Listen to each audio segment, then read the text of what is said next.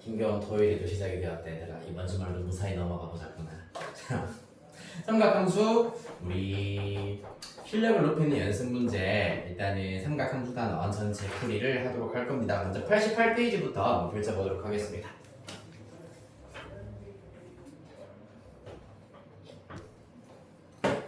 똥산자 라이트 유형이고요.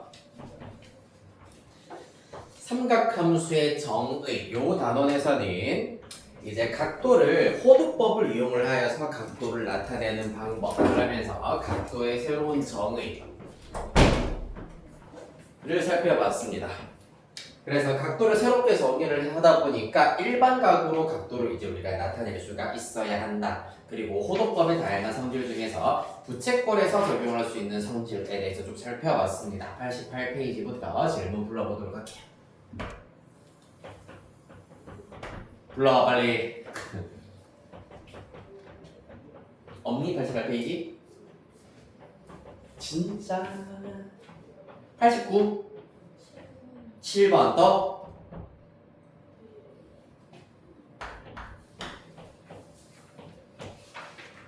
다음 90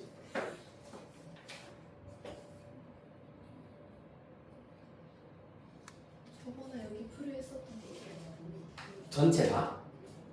전체는 아니고 그때도 모르는 거 불러서. 아하, 그렇군요. 네.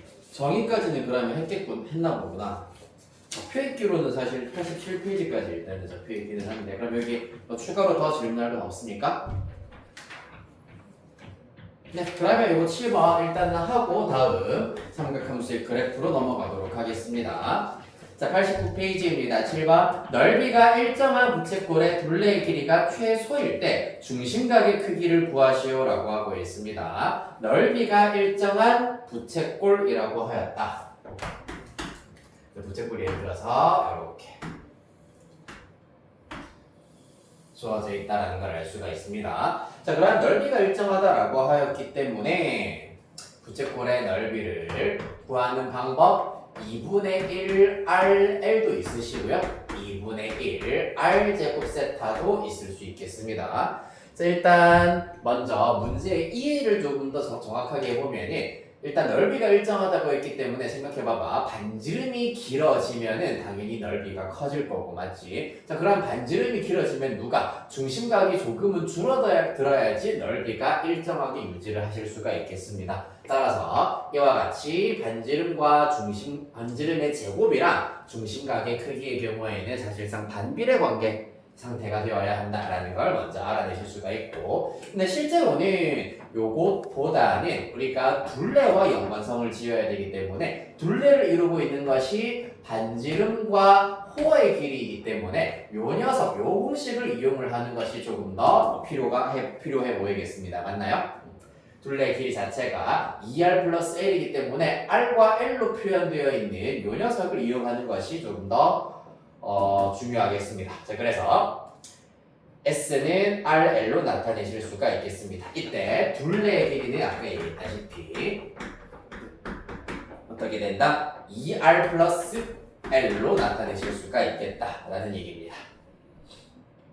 따라서 문제는 둘레의 길이가 최소일 때를 구하여라 라고 하였기 때문에 2R 플러스 L의 최소를 구해야 되는데, 자, 여기에서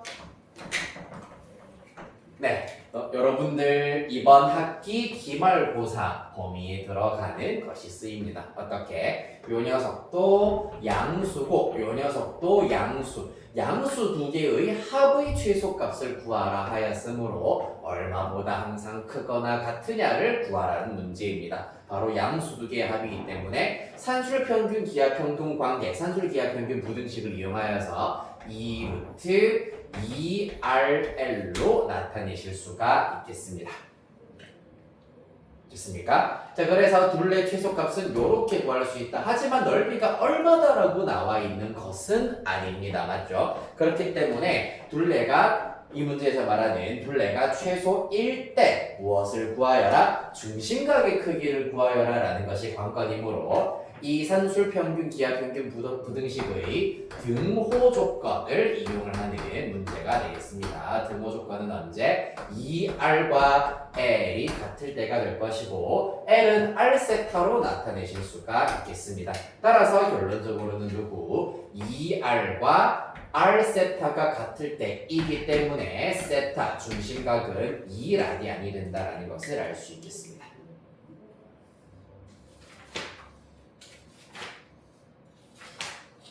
너무 재밌어요. 자, 요렇게 일단은 정의 파트. 혹시 추가로 더 질문할 거 있으면 하셔도 됩니다. 우리가 뭐 수업 시간 됐다고 하더라도요.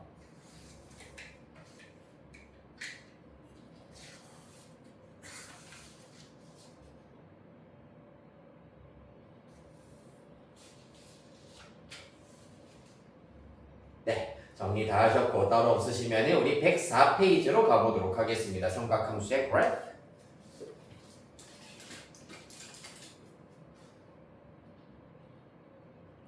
네, 준비되셨나요?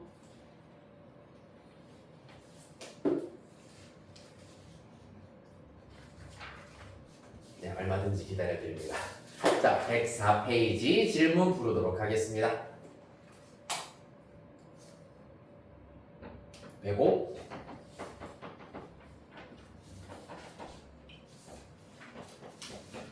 106 16, 17번 또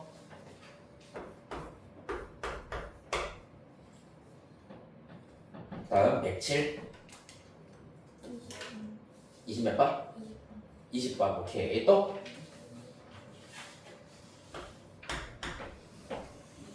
사실 우리가 실력업 문제를 조금씩 수업 시간 중간중간에 했었어가지고 여기서도 네, 질문 수가 많지는 않네요.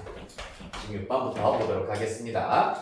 함수 y는 1-3 곱하기 절대값 사인 x 빼기 3분의 파이입니다. 여기에다가 빼기 2분의 1로 절대값 닫아주겠습니다. 자, 요 함수의 최대값과 최소값의 합을 구하여라 라는 것이 관건이 되겠습니다. 자, 그러면 일단 지금 절대값이 포함되어 있는 삼각함수이기 때문에 무엇이 필요하겠습니까? 여기에서는 절대값이 포함되어 있거나 유리함수로 포함되어 있는 경우에는 일단 편의상 삼각함수를 한 문자로 생각을 하도록 합니다. 자, 일단 sin x 빼기 3분의 파이는 원래 y는 sin x 기본형 sin 함수 그래프 기본형 sin 함수 기본형 그래프를 x축 방향으로 3분의 파이만큼만 이동한 것이기 때문에 요 함수 값의 범위 즉 치역은 유지 그대로 유지가 되어서 마이너스 1부터 1까지다라는 걸 알 수가 있겠습니다. 이때 t의 범위를 구하는 원리가 이제는 우리가 다시 용어가 나왔기 때문에 알 수 있겠죠. 치역을 이용하실 수가 있겠습니다.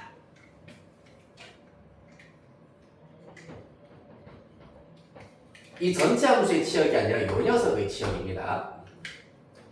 자, 그래서 바꾸어 보면 y는 1 절대값 t 3배의 절대값 t 2분의 1이라는 걸 알아내실 수가 있겠습니다.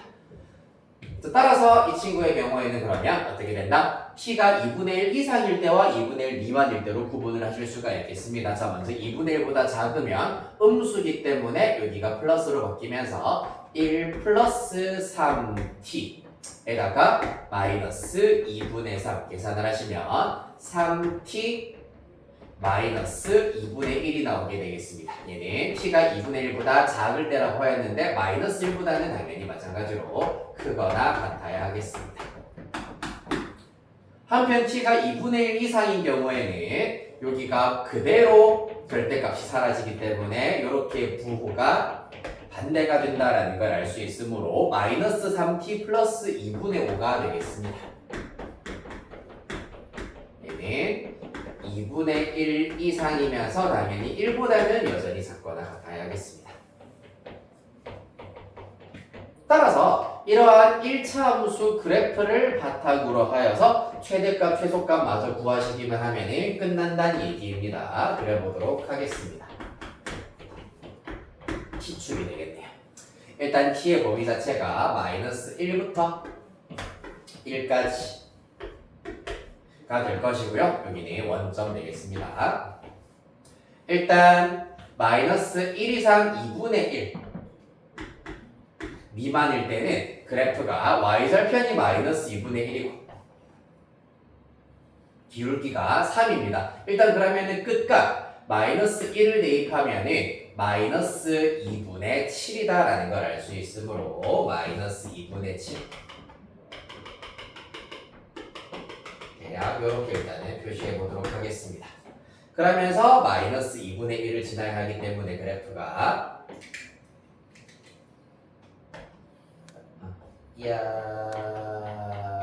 이런 식으로 그려지겠다. 2분의 1을 실제로 대입을 해버리면 2분의 3 빼기 2분의 1이기 때문에 1 되겠습니다. 따라서 요 정도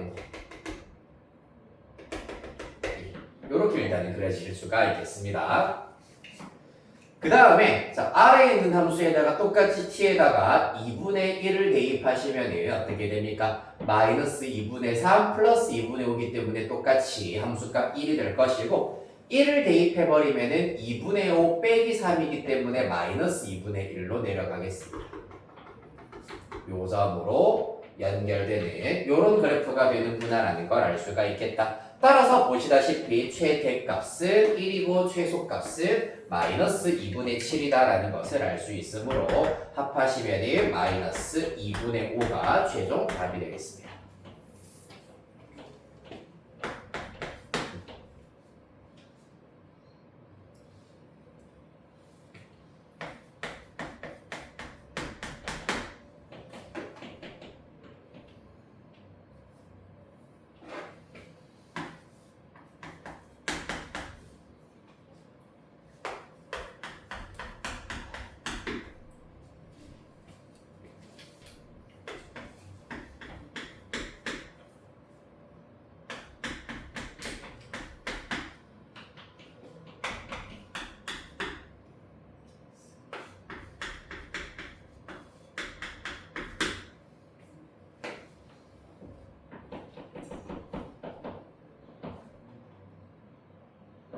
자, 다음 17번으로 가보도록 하겠습니다.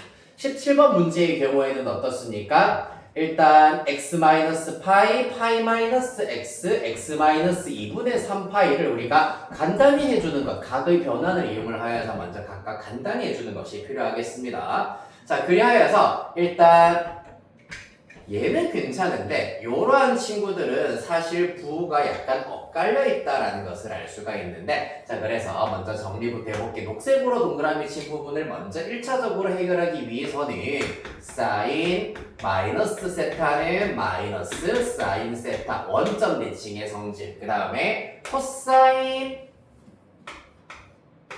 마이너스 세타의 경우에는 코사인 세타가 된다라는 것을 먼저 요거를 먼저 이용하실 수가 있어야 하겠습니다.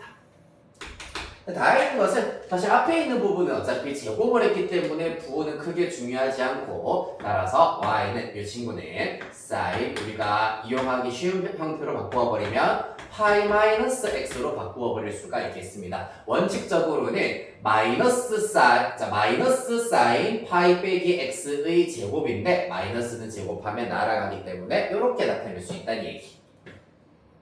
빼기 2 코사인 제곱 파이 마이너스 x가 되고요. 그 다음에 이 친구의 경우에는 어떻다? 마찬가지로 부호를 반대로 바꾸어도 똑같아진다라는 걸 이용해서 부호 그대로 유지가 되면서 코사인 2분의 3파이 마이너스 x라 두실 수 있겠습니다. 자 정리하겠습니다. 사인 파이 빼기 x는 그냥 사인 x와 똑같기 때문에 사인 제곱 x가 될 거고요. 이 친구는 마이너스 코사인 x의 제곱이야. 따라서 코사인 제곱 x와 똑같습니다. 여기까지는 코사인 제곱 x와 똑같다. 그런데 지금 사인으로 얘도 어차피 사인으로 바뀔 것이기 때문에 사인으로 바로 바꾸어 버리면 마이너스 2배에 1 마이너스 사인 제곱 x로 바꾸어 버리실 수가 있다. 요 녀석 2분의 3파이 빼기 x이기 때문에 제 3, 4분면에 각이 될 것이고 3, 4분면의 각 그러면은 코사인은 음수이기 때문에 부호가 반대가 되어서 플러스가 될 거고 사인으로 바뀌어 플러스 사인 x가 되겠습니다.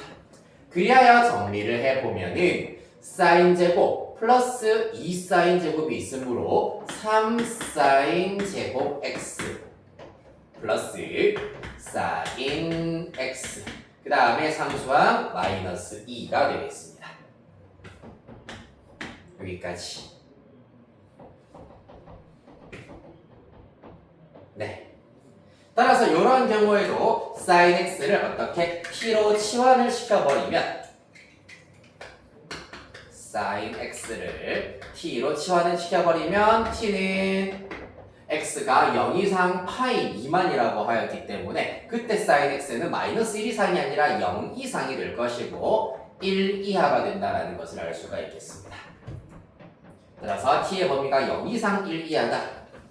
그때 최대 최소를 구하려면은 3t 제곱 플러스 t 마이너스 2로부터 2차 함수 표준형으로 바꾸실 수가 있어야 되겠습니다. 바꾸어 버리면 3에 t 플러스 6분의 1의 제곱에다가 마이너스 12분의 25가 나오는구나 라는 것을 알 수가 있겠습니다. 따라서 일단 t의 범위가 정해져 있지 않다고 하였을 때는 당연히 t가 마이너스 6분의 1일 때가 최소가 된다라는 걸 알 수 있는데 t의 값이 0 이상이다 라고 주어져 있기 때문에 그래프를 살짝 그려 힌트로 삼아버리면 이때가 마이너스 6분의 1이라면 우리가 봐야 되는 범위는 0일 때부터 1일 때 요 범위를 볼 것이기 때문에 최대값은 t가 1일 때, 최소값은 t가 0일 때가 된다는 걸 알 수가 있겠습니다. 따라서 최소값 t가 0일 때 0 대입해버리면 마이너스 2, 최소값은 마이너스 2. 그 다음에 t가 1일 때 3 더하기 1 빼기 2이기 때문에 4 빼기 2, 최대값은 2가 나온다는 걸 알 수 있겠습니다.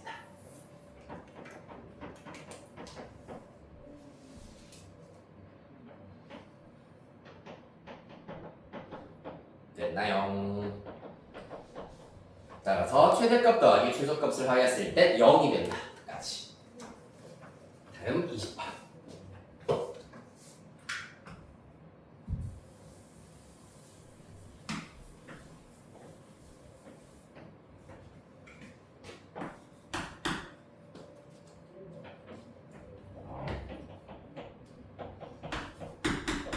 사인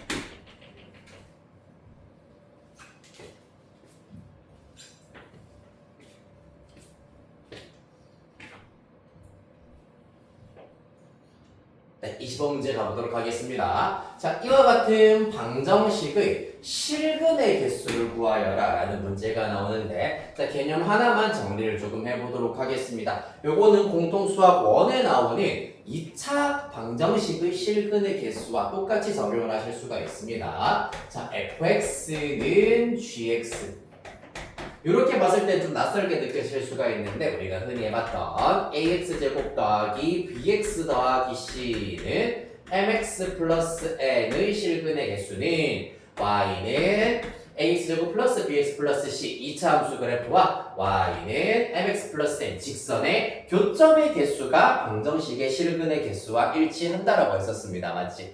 따라서 2차식, 1차식과 같이 다항식이 아닌 경우에도 똑같이 적용을 할 수가 있습니다. 요거는 살짝 그래서 조금 개념이 오버가 된 거기는 해. 요 개념 자체는 원래는 미적분 1에서 먼저 나오는 것이긴 한데 요 2차 함수 단원에서 공부했던 걸 바탕으로 똑같이 적용을 해보겠습니다. 요 녀석의 실근의 개수는 누구랑 똑같냐 하면 y는 fx 그리고 y는 gx 그래프의 교점 개수와 똑같다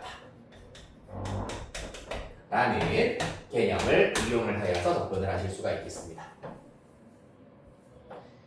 자, 따라서 우리는 두 함수 y는 이거 fx라 쓸게. fx는 sin 2파이 그 다음에 gx는 2분의 1x가 되어서 y는 fx와 y는 gx의 그래프의 교점의 개수로 이 실근, 방정식의 실근의 개수를 대신해서 구해보도록 하겠습니다.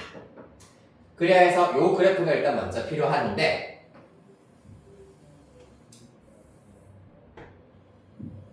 주기함수이기 때문에 어디까지 그려야 하는지가 조금 막막하다면은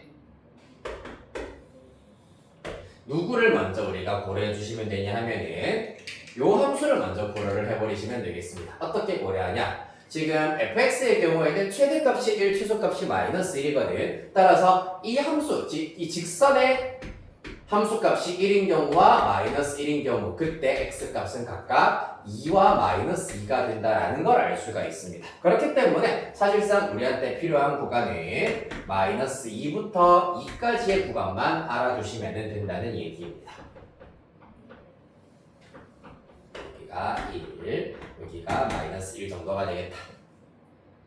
자, 그러면 sin 2파이 x의 경우에는 주기가 1인 함수이기 때문에 주기가 1인 함수이기 때문에 그래프 개형이 이렇게 하나, 그 다음에 또 이렇게 둘, 왼쪽으로도 마찬가지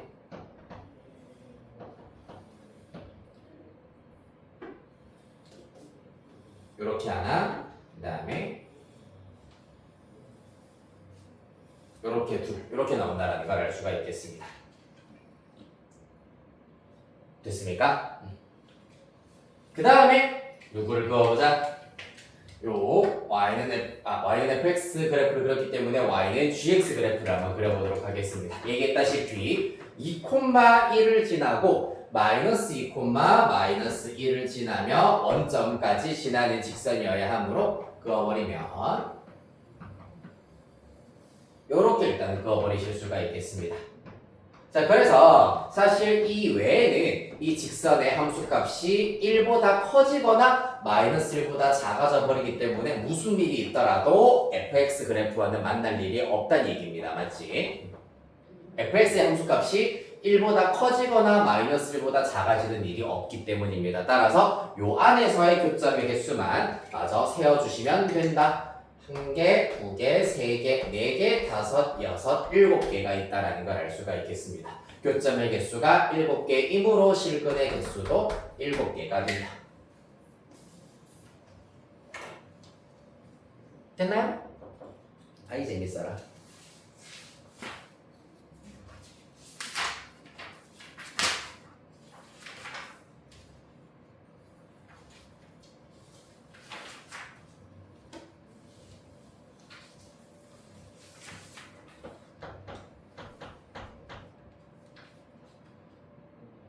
자, 우리 활용 가보도록 하겠습니다.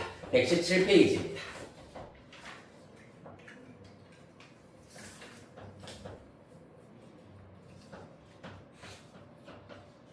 질문.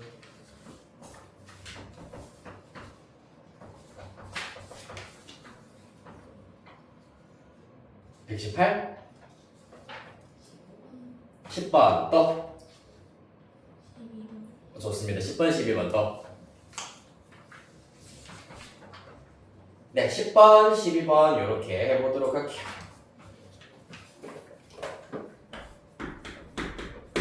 말고 괜찮아요? 네, 10번 문제 해봅시다. 삼각함수 활용단원에서는 사인 법칙, 코사인 법칙, 그리고 삼각형 넓이, 평행사변형의 넓이, 두 대각선이 주어진 사각형의 넓이까지 우리가 쭉 한번 살펴봤었습니다. 10번 문제. 삼각형 ABC에서 외접원의 반지름의 길이가 나온다. 외접원의 반지름의 길이가 10, 그리고 내접원의 반지름의 길이가 4일 때 세 변의 길이 ABC에 대하여서 AB분의 1 더하기 BC분의 1 더하기 CA분의 1을 구하여라 라는 것이 문제가 되겠습니다. 자, 이 경우에는 어떻게 우리가 스타트를 해줄 거냐 하면 AB분의 1 더하기 BC분의 1 더하기 CA분의 1을 구하려면 사실상 A, B, C를 각각 다 알아내거나 아니면 A, B, B, C, C의 값을 알아내야지 주어진 요 값을 알아낼 수가 있는데 이 친구의 경우에는 마찬가지로 그 공통수학 1에서 근거계수의 관계 공부를 했었을 때 요 녀석의 경우에는 통분을 시켜버리면 A, B, C 얘는 그럼 분자 C, A, B가 될 것이므로 A 플러스 B 플러스 C로 나타낼 수가 있다라는 요 사실을 이용을 하여서 문제를 해결해 주실 수가 있겠습니다.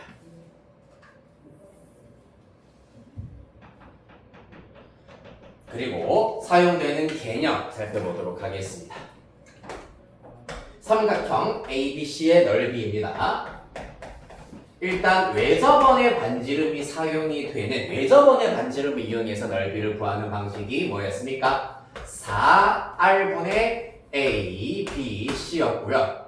또 내접원의 반지름의 길이를 이용해서 구하는 방법 2분의 1 곱하기 A 플러스 B 플러스 CR로 구하실 수가 있다. 특히 요거는 조금 아직까지는 생소한 친구들이 있을 수 있는데 우리가 흔히 알고 있는 2분의 1 AB sin C라고 나타내었을 때 sin C는 2R분의 C, sin 법칙을 적용하면 2R분의 C로 나타낼 수 있으므로 4R분의 ABC로 나타낼 수가 있다라는 겁니다. 그래서 이 공식도 한 번씩은 쓰이기 때문에 잘 알아두셔야 하겠습니다. 됐습니까? 지지난주에 아마 내가 그 넓이 쭉 정리해줄 때 요거까지 설명을 해드렸을 겁니다. 맞죠? 네. 그리하여서 다 했네! 네, 3 어디 갔니? 반지름의 길이 4고 외접원의 반지름의 길이가 10이다. 구해보도록 하시죠. 그러면 외접원의 반지름의 길이가 10이다라는 것을 대입시켜버리면 40 분의 A, B, C가 나오실 거고요. 그 다음에 내접원의 반지름의 길이가 4다라는 걸 이용하면 2배 A 플러스 B 플러스 C가 된다라는 걸 알 수가 있겠습니다. 따라서 이러한 모양을 만들기 위해서는 양변 ABC로 나누고 2로 나누자. 즉 2ABC로 나누면 80분의 1을 ABC분의 A 플러스 B 플러스 C가 된다라는 것을 알 수가 있겠습니다. 따라서 우리가 구하고자 하는 것이 바로 80분의 1이구나 라는 걸 알 수 있겠습니다.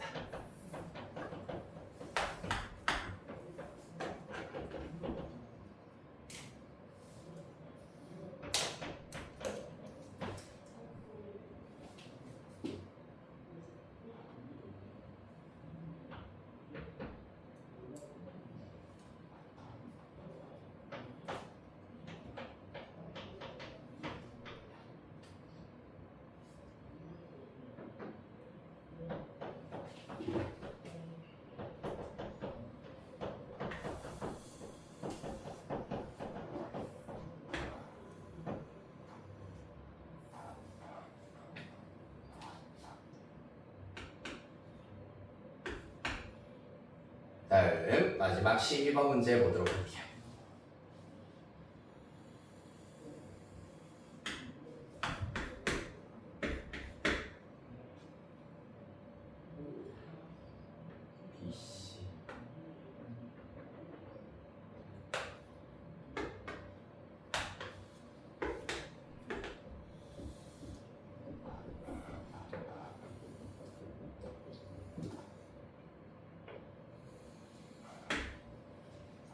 네, 12번 문제입니다. 오른쪽 그림과 같이 반지름의 길이가 2인 원이라고 하였기 때문에 반지름 2 먼저 표시해 주시고 이때 호 AB, 호 BC, 호 CD, 호 DA의 길이의 비가 2대 2대 3대 5다라고 하고 있습니다. 자, 그러면 얘네들이 의미하는 것을 살펴보셔야 되는데 2대 2대 3대 5 잠깐만 2대 2대 그러면 사실상 2대 2대 3대 5가 된다라는 것을 잘만 이용을 해주시면은 봐봐. AC의 길이는 그러면은 여기에서 호 AC에 대한 원주각, 그 다음에 호 BD에 대한 원주각, 그 다음에 요 녀석은 호 DB에 대한 원주각이고 요 녀석은 호 CA에 대한 원주각이구나라는 걸 알 수가 있겠습니다. 맞지? 따라서 원주각의 크기의 B도 호의 길이의 B와 똑같기 때문에 자 하나씩 다시 한번 해볼게. 일단 각 A부터 보도록 하겠습니다. 호 BD 이렇게 먼저 써볼게요. 각 A 대 각 B 대 각 C 대 각 D는 각 A는 호 BD, 각 B는 호 CA, 각 C는 호 BD. 아 잠깐만, A가 BD 이렇게 쓰는 게 낫겠네. 헷갈릴 수 있겠다. 맞죠? 이거 다시 지우고 BD라고 하면 요 호가 되든지 이 호가 되든지 헷갈릴 수 있기 때문에 각 A는 호 BCD라고 두도록 하겠습니다. 그 다음에 B의 경우에는 호 CDA, 각 C는 호 DAB, 그 다음에 각 D의 경우에는 호 ABC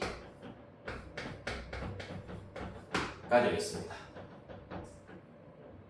따라서 그 길이의 B는 호 BCD는 2, 3이기 때문에 5, 2 더하기 3이라서 5, CDA는 3 더하기 5라서 8, 그 다음에 DAB의 경우에는 DAB 5 더하기 2라서 7, 마지막 ABC는 4가 된다라는 것을 알 수가 있겠습니다.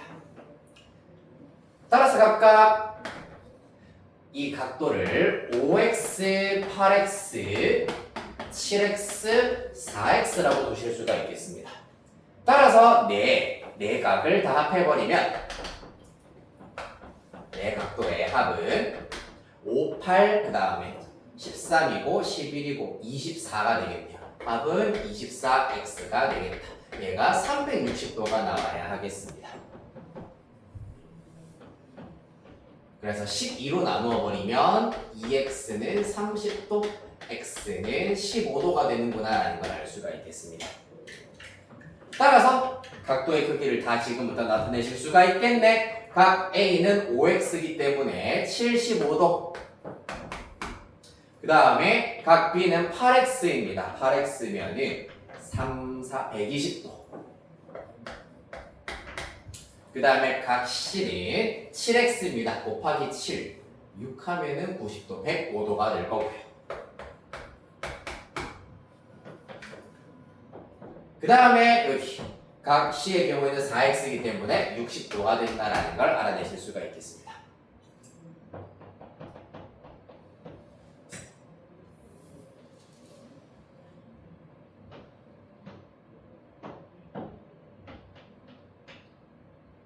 됐습니까? 아 잠깐만, 이렇게 해버리면 지금 내가 살짝 접근을 잘못한 것 같다. 이 사각형의 변의 길이는 우리가 알고 있는 게 지금 없는데, 만약에 일단 변의 길이를 안다고 한다면 A와 C를 연결시켜가지고 2분의 1 변변 사인 120도, 2분의 1 변변 사인 60도를 이용해서 구하실 수가 있는데, 이때는 지금 알고 있는 게 반지름의 길이만 알고 있기 때문에 이 내각을 구하기보다는 얘네들을 다 연결을 하여가지고 중심각의 크기를 구하는 게 조금 더 효율적일 수가 있겠다. 소리 이제 보라색으로 일단은 구하는 방법도 있긴 있겠습니다만, 이렇게 빨간색으로 보조선을 그었을 때 중심각의 크기를 지금부터 구해보도록 하겠습니다. 자, 2대 2대 3대 5기 때문에 이것도 마찬가지야. 중심각의 크기의 B가 2대 2대 3대 5가 나와야 된다라는 것. 따라서 2x 더하기 2x 더하기 3x 더하기 5x를 해버리면은 얼마죠? 12x. 그 결과가 360도이어야 하기 때문에 x는 30도가 나오겠습니다. 그럼 2x 여기 60도, 얘도 60도. 3x의 경우에는 90도, 그 다음에 여기 OX의 경우에는 150도가 되겠습니다. 이렇게 해서 이 4개의 삼각형의 넓이를 합해 주시면 사각형 넓이 바로 구하실 수가 있겠습니다. 자, 식만 바로 한번 써볼게요. 2분의 1 변 사인 B인각이기 때문에 변의 경우에는 반지름의 길이와 똑같으므로 2의 제곱 곱하기 사인 60도 또 2분의 1 곱하기 2의 제곱 곱하기 사인 60도 더하기 그 다음에 90도의 경우에는 직각삼각형이기 때문에 그대로 2분의 1 곱하기 변까지 해주시면 될 거고요. 더하기 2분의 1 곱하기 r제곱 곱하기 사인 150도의 경우에는 사인 30도와 똑같으므로 2분의 1 되시겠습니다. 이렇게 해서 계산해버리면 2루트 3 플러스 3 이렇게 구하실 수가 있겠습니다. 얘가 일단은 이 문제 푸는데 조금 더 효율적인 방법이 되겠다. 됐나요? 나머지는 뭐 코사인 법칙과 사인 법칙 등등을 이용을 해야지 풀 수가 있는 문제기는 했었습니다. 뭐 사인 120도분의 AC는 2R이다라는 걸 이용해서 변의 길이를 추가적으로 더 알아내야 되는데 조금 더 복잡하네요, 보라색은. 그래서 빨간색 풀이 방법대로 해결하시는 게 좋겠습니다. 자, 다음 이렇게 해서 일단 실력을 높이는 연습 문제 다 해결을 하셨고요. 우리는 이제 등차 수열, 등비 수열 한 차씩 마저 나가도록 하겠습니다.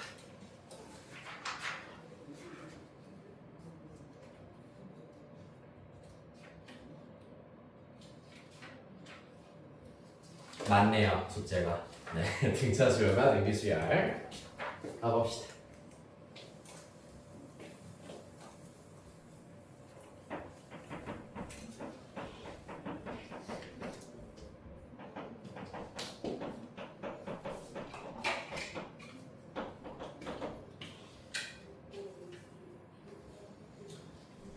자, 일단 첫 번째로는 등차 수열 얘기를 먼저 쭉 해보도록 하겠습니다. 등차 수열의 정의, 등차 수열의 일반항,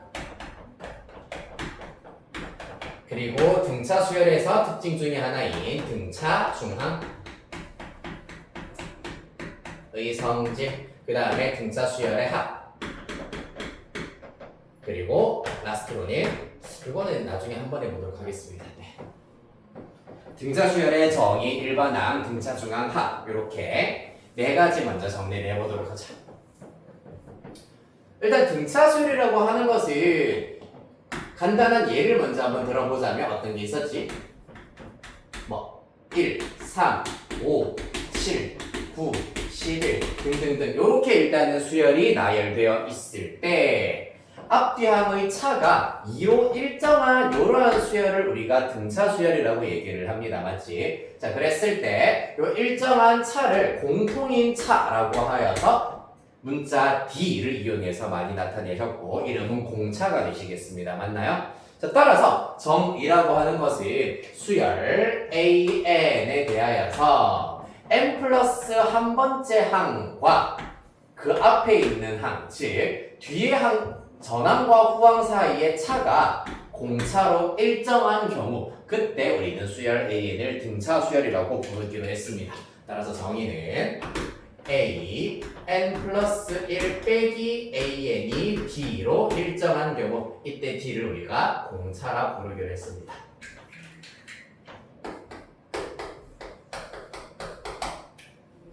됐습니까? 그 다음에 등차 수열의 일반항 얘기를 해보겠습니다. 일반항은 어떻게 구할 수 있냐 하면은 잘 보세요. 이 친구는 지금 첫째 항이야. 여기 네 번째 항을 보도록 하겠습니다. 7입니다. 네 번째 항의 경우에는 첫째 항으로부터 공차 3번 더해서 만드실 수가 있겠다. 즉 플러스 3D를 하여서 네 번째 항을 만들 수가 있다. 그 다음에 여섯 번째 항의 경우에는 공차 5번 더해서 즉 5D를 더하여서 여섯 번째 항을 만드실 수가 있습니다. 따라서 AN의 경우에는 N의 경우에는 요 항 번호보다 1만큼 작은 횟수만큼 공차를 더하여서 만드실 수가 있다. 누구로부터? 첫째 항으로부터. 따라서 N번째 항은 첫째 항으로부터 항번호보다 1만큼 작은 횟수만큼 공차를 더하여서 만드실 수가 있다. 따라서 등차 수열의 일반항 AN의 경우에는 첫째 항으로부터 n-1번 공차를 더해서 만드실 수가 있겠습니다. 이 녀석이 일반항이 되겠다. 일반항의 특징의 경우에는 요거는 이제 마찬가지로 나중에 심학습을 하기 위해서 특징을 알려드리자면 n에 대한 1차식이 나온다라는 걸 알 수가 있겠습니다. n에 대한 1차식이다.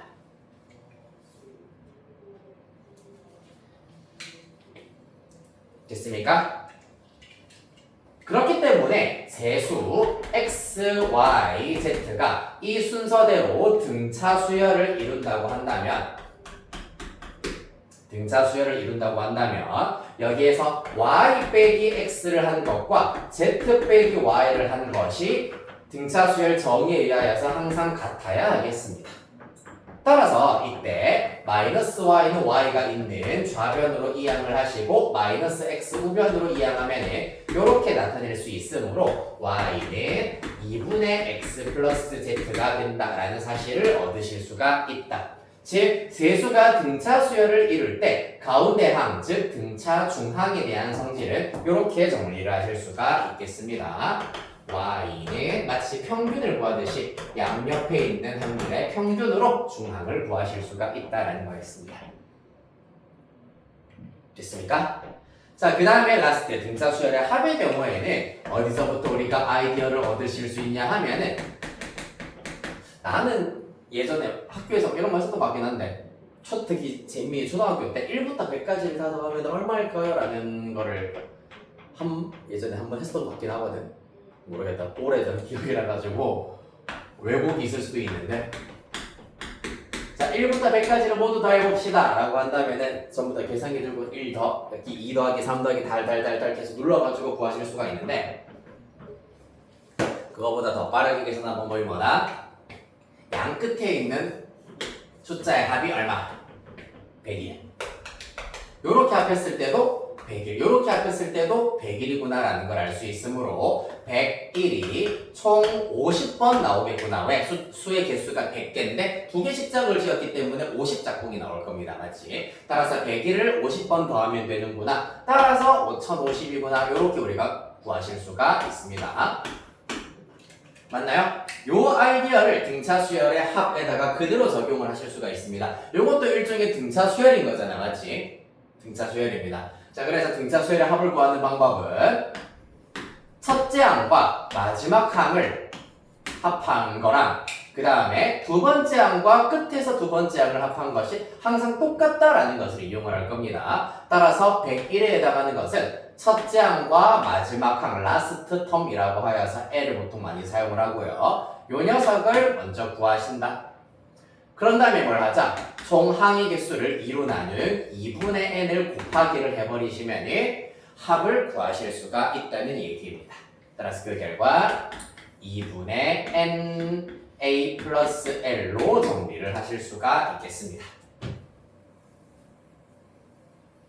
자, 그럼 여기에서 살짝 드는 의문이 있을 건데 뭐냐 하면은 n이 홀수면은 그럼 어떻게 되죠? 요 녀석이 자연수가 이렇게 딱 안 나오는데요 라고 생각할 수가 있을 겁니다. 간단한 예시로 1 더하기 2 더하기 3 더하기 4 더하기 5로 두어보도록 하겠습니다. 자, 그러면 이때는 1 더하기 5 곱하기 2분의 5가 된다라는 사실을 얻으실 수가 있습니다. 실제로 계산을 해보시면 일단은 15가 나와서 일치하긴 하는데 어떻게 해서 이 2분의 5로 계산을 해도 일치하는지에 대해서 생각을 해보자면 요 녀석을 2 더하기 2분의 1로 보실 수가 있겠습니다. 정수 부분과 소수 부분으로 분리를 하자. 이때 2는 1 더하기 5가 요렇게 두 쌍이 나온다라고 보실 수가 있고 여기 2분의 1은 합의 절반이 바로 가운데 짝꿍 없는 녀석의 정체가 된다라고 보실 수가 있겠습니다. 따라서 홀수인 경우에도 문제없이 똑같은 공식으로 등차 수열의 합 구하실 수가 있겠습니다. 여기까지 이해됐나요? 네, 그래서 홀수일 때도 적용할 수가 있다. 정리하겠습니다. 등차 수열의 합, 보통 이제 기호로는 sum, sum, 합한다라는 의미를 가진 영단어 제일 앞글자 s를 이용하여서 sn으로 나타내자. 얘는 2분의 n a 플러스 l로 나타내실 수가 있고요. 얘는 첫째 항과 마지막 항을 정확하게 아는 경우에는 이러한 공식을 쓸 수가 있겠습니다만 사실은 대부분의 문제가 마지막 항을 알고 있기보다는 등차 수열의 주요 구성 요소인 공차, 첫째 항과 공차를 알고 있는 경우가 대부분이기 때문에 여기 마지막 항은 사실상 뭐다? L은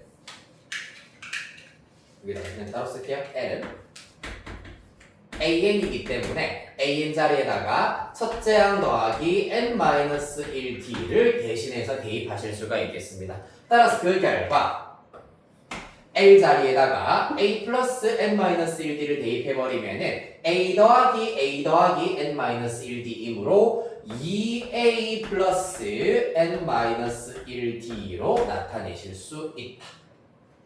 따라서 합 공식은 사실상 같은 것이지만 어떤 것이 주어졌느냐에 따라서 적당한 것을 선택하여 구하실 수가 있겠습니다. 됐나요?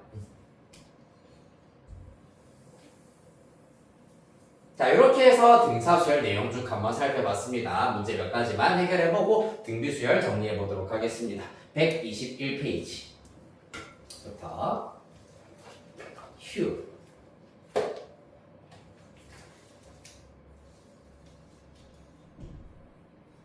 자, 일단은 대표 유형에서는 유형 2번 그 다음 등차 수열 이럴 때 이건 직접 해보실 수 있을 것이고 유형 4번 그 다음에 네, 유형 7번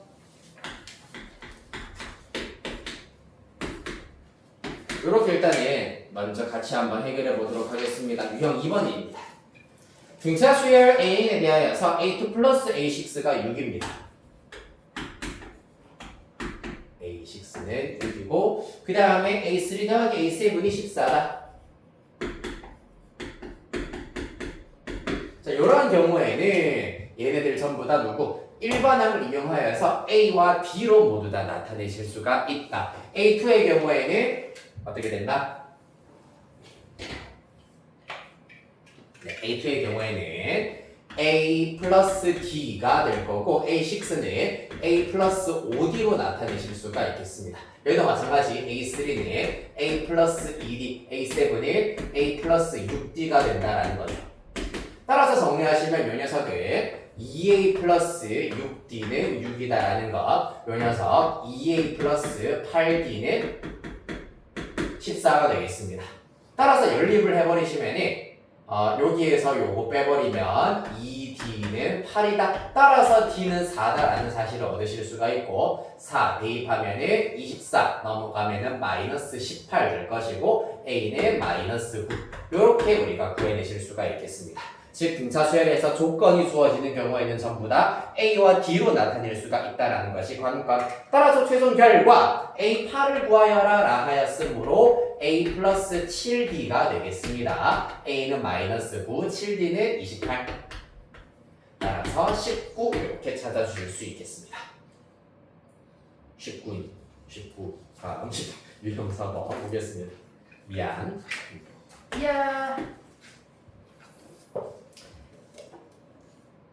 네, 등차 중앙은 여러분들 그냥 쉽게 우리가 계산할 수 있을 것 같아가지고 유형 4번으로 골라봤습니다. 등차 수열을 이루는 세수의 합이 마이너스 3이고 곱이 15다라고 주어져 있기 때문에 이런 경우에는 세수를 어떻게 두자? A-D 그리고 A 그리고 A 플러스 D로 나타내는 것이 합과 곱을 나타내기가 쉬운 형태가 되겠습니다. 자, 따라서 동그라미 1번 합 구해보도록 합시다. 합은 합해버리시면 3A가 된다라는 걸 알 수 있으므로 그 결과가 마이너스 3이다. 따라서 A는 마이너스 1이다라는 거 쉽게 얻어내실 수가 있고요. 두 번째 곱입니다. 곱은 요렇게 곱하면 A제곱 빼기 D제곱에다가 A를 하나 곱하여라. A 곱하기 A제곱 빼기 D제곱이 되시겠습니다. 여기에다가 a에다가 마이너스 1 대입하면 1 마이너스 d제곱을 마이너스 1배 하라 라는 얘기이기 때문에 d제곱 마이너스 1로 나타내실 수가 있다. 그 결과가 15다라고 하고 있습니다. 따라서 D의 경우에는 D제곱이 16이기 때문에 D는 4 또는 마이너스 4가 가능하다라는 것을 알 수가 있겠습니다. 어느 것이어도 상관이 없습니다. 왜냐? D가 만약에 마이너스 4인 경우에는 자, 대입해볼까요? A에다가 마이너스 1, 마이너스 1, 마이너스 1 D에다가 마이너스 4, 마이너스 4 4부터 대입해보겠습니다. 4를 먼저 대입해보자. 그러면 그때는 마이너스 1, 마이너스 4이기 때문에 마이너스 5, 마이너스 1, 3 이러한 세수가 된다는 걸 알 수가 있고 여기다가 마이너스 4를 대입시켜버리면 마이너스 1 플러스 4이기 때문에 3, 마이너스 1, 마이너스 5 순서만 바뀌었을 뿐이지 세수의 구성 자체는 똑같다라는 걸 알 수가 있습니다. 맞지? 맞나요?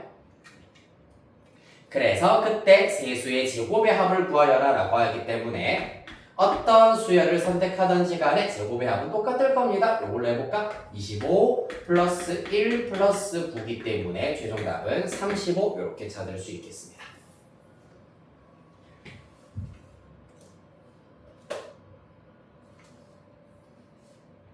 아이 재밌다. 다음 7번. 유형 7번 별표 하나 치도록 하겠습니다. 요즘 트렌드 등차수열의 합의 최대값. 자, 조건부터 먼저 한번 긁어 모아봅시다. 제3항이 24, 제10항이 마이너스 25다. 우리 앞에서 연습했었던 유형 2번을 살짝 이용하면은 A3는 24라고 표현 굳이 하지 말고 어떻게 A 플러스 2D가 24다. 이렇게 바로 바꿀 수 있어야 하겠습니다. 또한 제10항 A 플러스 9D가 되실 것이고 그 결과가 마이너스 25가 된다. 따라서 연투더릭 해주시면 마이너스 7D가 49 D는 마이너스 7이구나 라는 사실 얻으실 수 있다. 됐나요?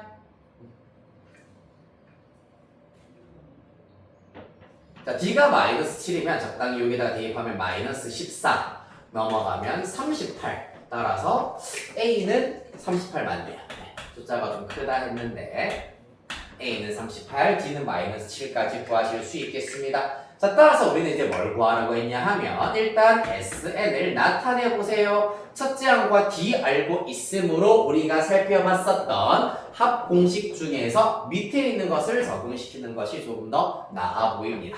따라서 2분의 항의 개수 N 2A 해버리면 얼마니? 76인가요? 플러스 n-1d이기 때문에 마이너스 7배의 n-1로 정리하실 수가 있겠습니다. 자, 그래서 이 녀석의 최대값을 어떻게 구할 수 있느냐? 구하는 방법이 두 가지입니다. 첫 번째 방법은 이 SN의 경우에는 정리하자면 n에 대한 2차 함수다 라는 걸 이용하여서 2차 함수의 최대 최소를 이용하시는 방식이 있겠습니다. 맞습니까? 자, 그래서 SN을 정리를 해버리면 마이너스 2분의 7n제곱에다가 그 다음에 조금 숫자가 얘는 좀 깨름직하긴 하네. 더하기 7 83 2분의 83n이 될 겁니다.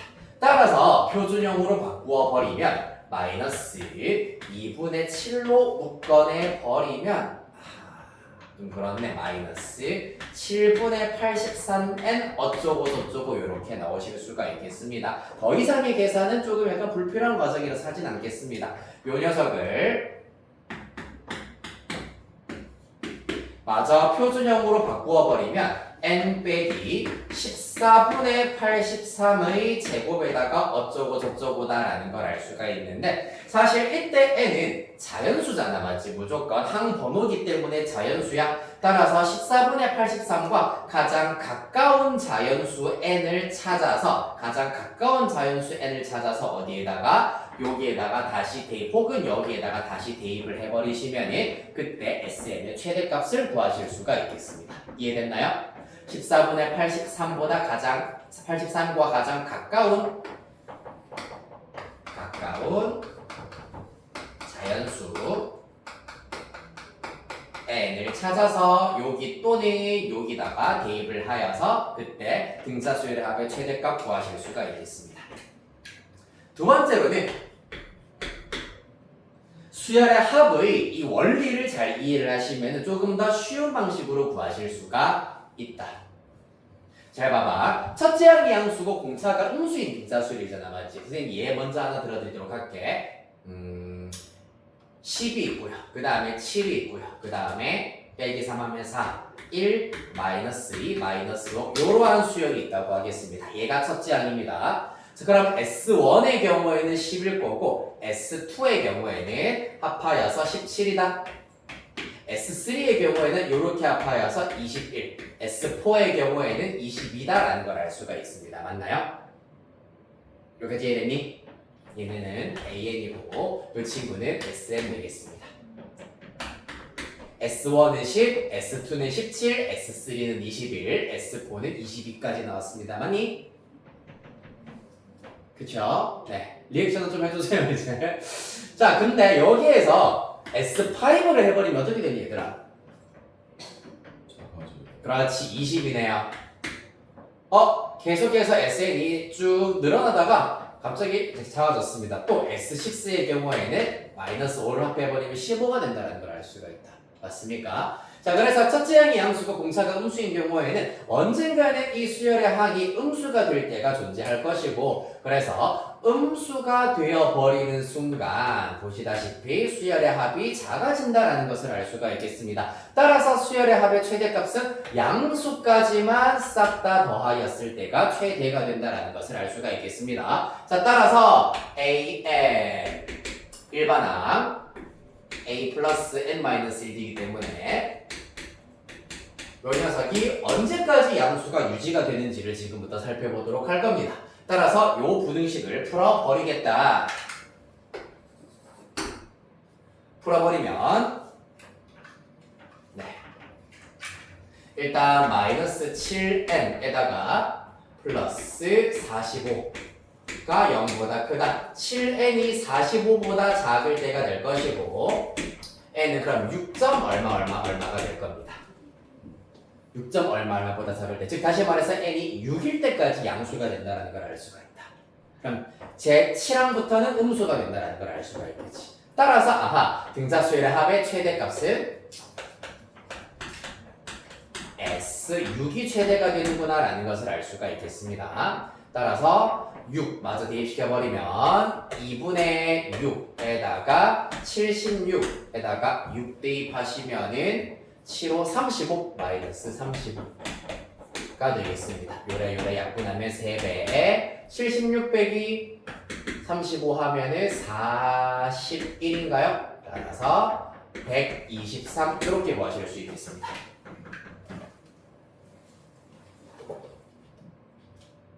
됐습니까? 자, 하나만 해보겠습니다. 31번 문제 지금부터 풀어보도록 하시죠. 31번 문제.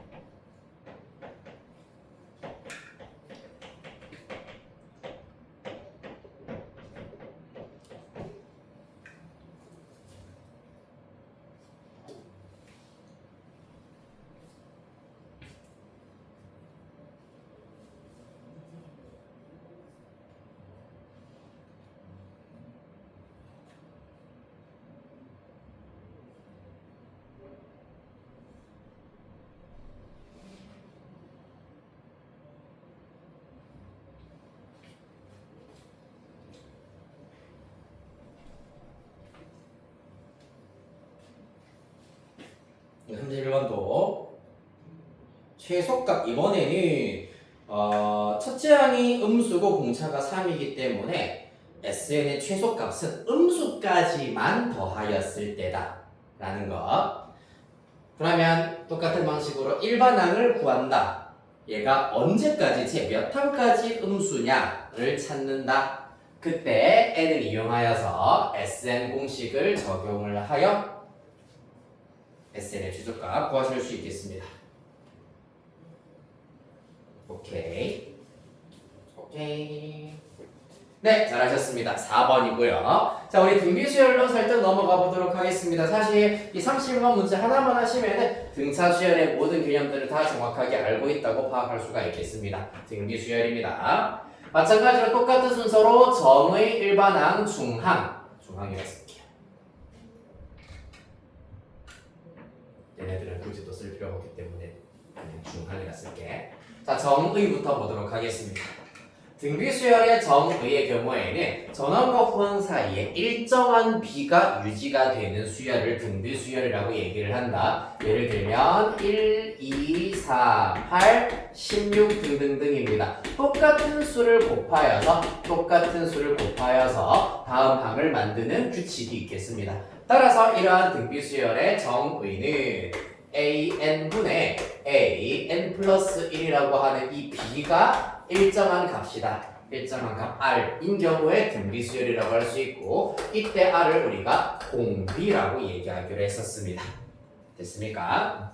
물론 사실 AN을 넘겨서 AN 플러스 1은 RAN이라도 등비수열의 정의라 하실 수 있습니다. 1번항 가보겠습니다. 그러면은 n번째 항은 이번에는 핵심 요소가 첫째 항과 공비가 핵심 요소가 되겠구나라는 걸 알 수가 있겠습니다. 마찬가지로 네 번째 항으로 살펴보도록 하겠습니다. 네 번째 항은 첫째 항으로부터 공비 3번 곱해서 구하실 수가 있다. 다섯 번째 항은 공비 4번 곱해서 구하실 수가 있다. 그렇다면 n번째 항은 첫째 항으로부터 공비를 n-1번 곱하여 구하실 수가 있다. 특히 첫째 항의 경우에는 이렇게 그냥 a라고 두실 수도 있습니다. 보통은 a라고 두는 경우도 있기 때문에 a 아래 n-1제곱이라 두실 수 있겠습니다. 됐습니까? 그렇기 때문에 만약에 이번에도 x, y, z 이 세수가 등비수열을 이룬다고 한다면 어떻게 된다고? x분의 y와 y분의 z가 일정해야 된다. 따라서 요렇게 곱한 것 같아야 된다. y제곱이 xz가 된다라는 걸 알 수가 있겠습니다. 따라서 등비중항의 성질은 y제곱은 xz로 구하실 수가 있다라는 겁니다. 됐습니까? 정의, 일반항, 등비중항. 자, 남아있는 것을 등비수열의 합이다.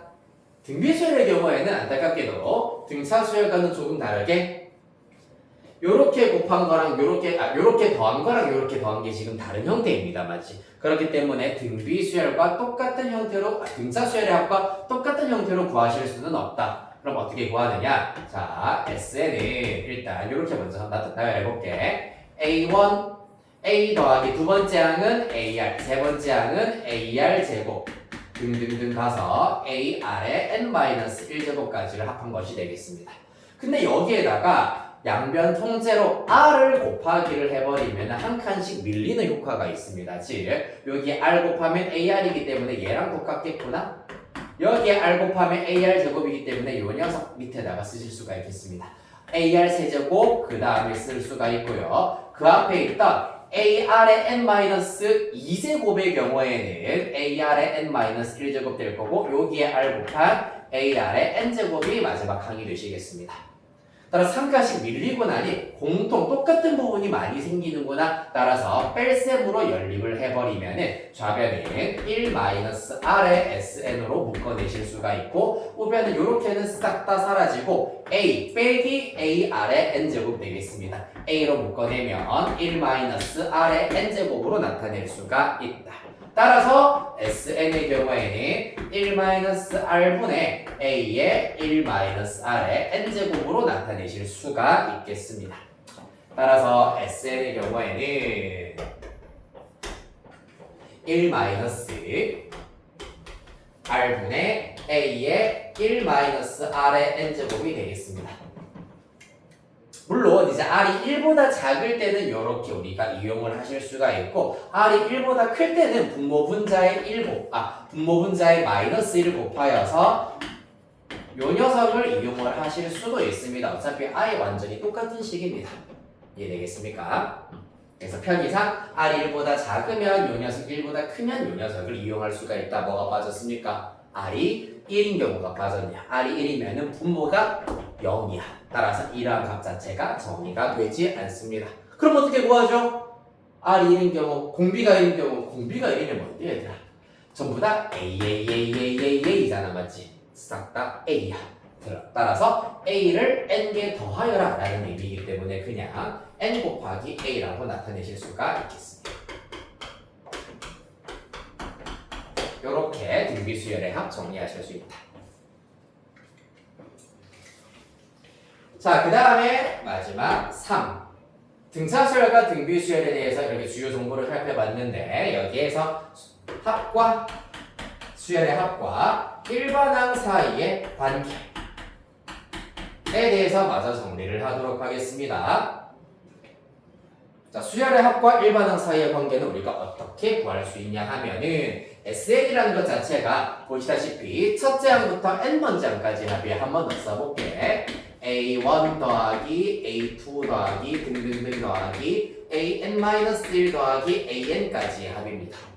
한편 SN-1은 뭔데? 첫째 항부터 N-1번째 항까지의 합이라고 하실 수가 있다. 따라서 이때도 마찬가지. 뺄셈으로 연립을 해버리면 즉 SN 빼기 SN-를 해버리면은 여기까지는 날아가고 AN이 남는구나 라는 것을 알아내실 수가 있겠습니다. 따라서 SN식이 주어져 있을 때 N 자리에 N-1을 대입하여서 SN-1의 식도 알아내실 수가 있습니다. 예를 들어서 SN이 n제곱이라고 하자. 그러면 SN-1은 N-1제곱이 되시는 겁니다. 전개하자면 이렇게 나타내실 수가 있겠죠. 맞습니까? 그때 SN 빼기 SN-1을 해버리면 누가 된다고? AN, n번째 항만 속 남는구나 라는 걸 알 수가 있다. 계산을 마저 해버리면 2n-1이 되겠습니다. 됐나요? 하지만 여기에서 치명적인 문제가 발생을 합니다.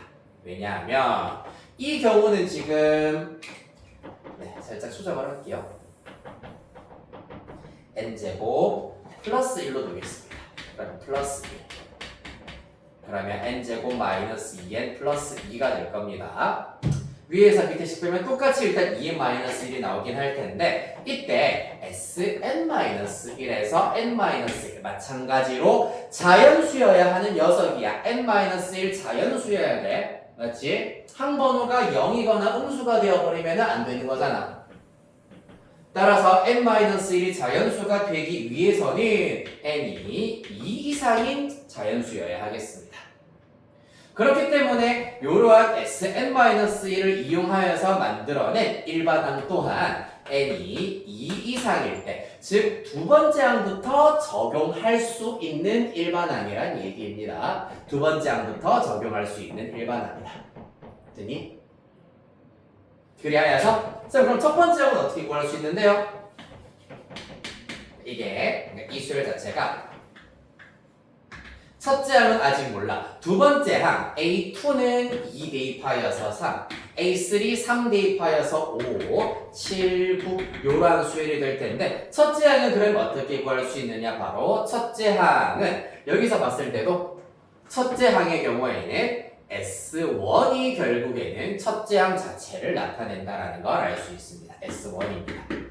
S1 계산하시면 2. 따라서 여기 첫째 항은 2가 된다는 걸 알 수 있습니다.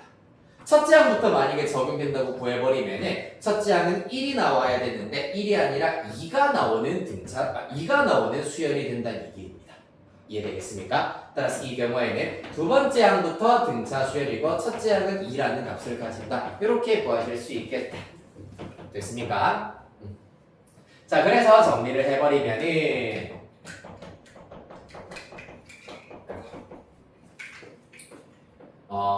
AN의 경우에는 SN 빼기 SN-1로 구하실 수가 있는데 중요한 것은 이 일반항 자체는 두 번째 항부터 적용되는 일반항이다 라는 것이고요. 그렇다면 첫째 항의 경우에는 S1을 이용해서 구하실 수가 있다가 수열의 합과 일반항 사이의 관계가 되겠습니다. 요거랑 관련되어 있는 조금 더 쉽게 적용할 수 있는 규칙은 우리 겨울방학 특강 때 아마 지금은 이제 우리가 배웠던 개념 복습 시간이기 때문에 요 정도만 알고 계시면 되고 겨울방학 특강이 들어가면은 요거 내신형에 맞춰가지고 조금 더 다양하고 조금 더 쉽게 접근할 수 있는 방법을 살펴보도록 하겠습니다. 자, 우리 어디 보실 거냐 하면은 시간이 얼추 다 되어가고 등비수열에 내가 문제를 풀어드리기는 조금 어려울 것 같고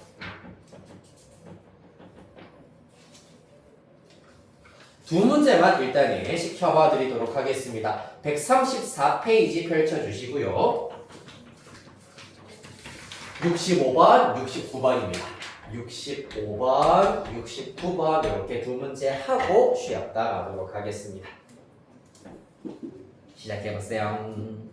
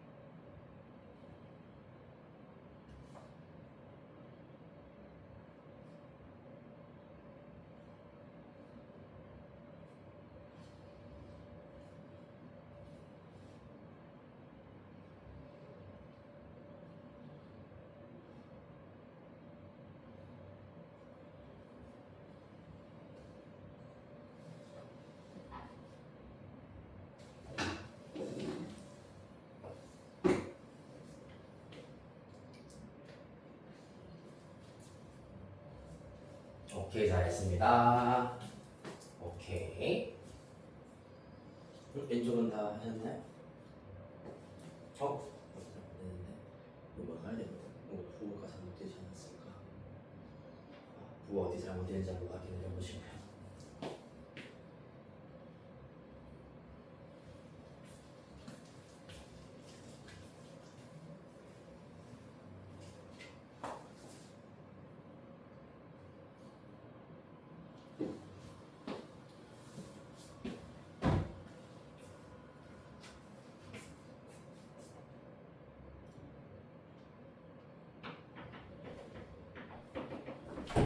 요거는 숙제로 가져봅시다. 네, 59번에. 자, 우리 여기까지 하도록 하시고 15분 정도 쉬었다가 33분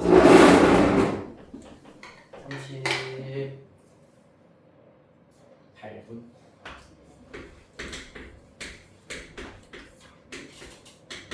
부터 이어서 공수 2 가보도록 하겠습니다. 숙제는 다음 주에 요거 알고 계시다시피 135페이지까지 등산자의 135페이지까지 해보시면 되시겠습니다.